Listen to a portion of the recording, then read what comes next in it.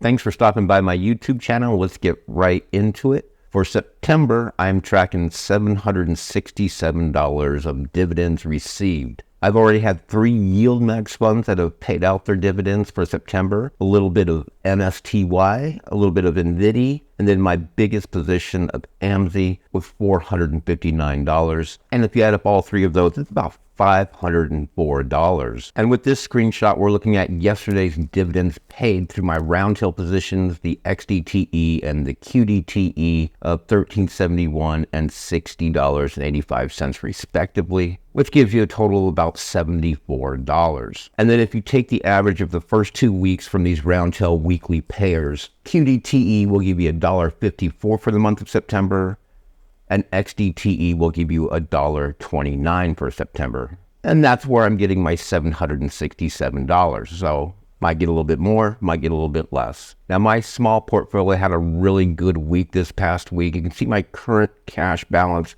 of $16,806, ending on Friday, September 13th. And this is my cash balance just a week ago, $15,535.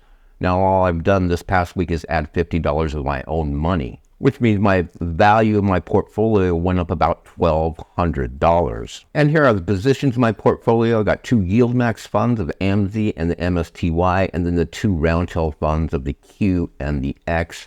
The screenshot you're looking at here is Friday, September 13th gain or loss for the day. And with this screenshot, this is the current dollar value of each position. You can see by far and away, AMZY, I have 650 shares.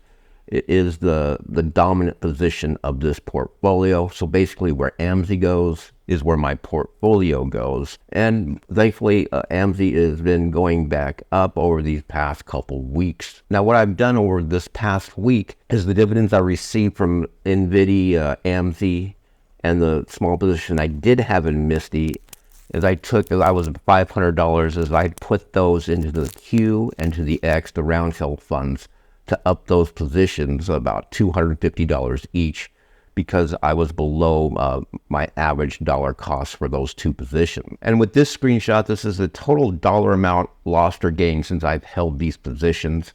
AMZY I've held since about middle of May. Not all 650 shares, but you can see I'm down about $1,600.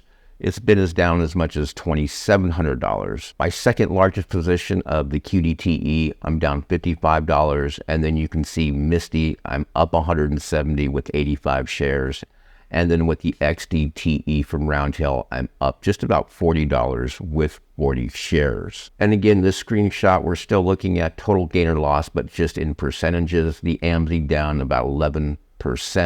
You can see the new position I've created in MSTY, had it for a couple weeks now. It's up about 10%.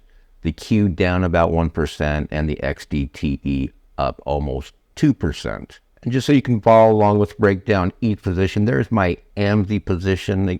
On Friday, it was down 4 cents. They're at $19.37. You can see my average cost of $21.92 with those 650 shares. So yesterday, AMZY's down for me $26, and you can see the total gain or loss about $1,600. And now we're looking at MSTY. I do have the 85 shares. They had a decent day. Up 40 cents, now up to $21.85. My average cost at $19.86. Again, yesterday, Friday the 13th, up almost $35, and then I have the total gain of $170. To the Roundhill funds, this is the QDTE. They had a good day yesterday, up 27 cents, now at $41.51. My average cost at $41.91. It went up in value in my portfolio $36. The total gain or loss, I'm still down $55. And with the volatility earlier in this month, this position has been down to about $280, so it's recovering nicely for my portfolio. And then last but certainly not least, the XDTE have almost 41 shares, a total value of about $2,100. And yesterday, Friday 13th, they were up about 30 cents, now at $51.63, which meant that yesterday I made about $12, or the value went up $12, with a total gain or loss of about $40. Okay, so now I'm going back to the screenshot of the current value of each of these 4 positions. If you add up these 4 positions, it comes to $22,245.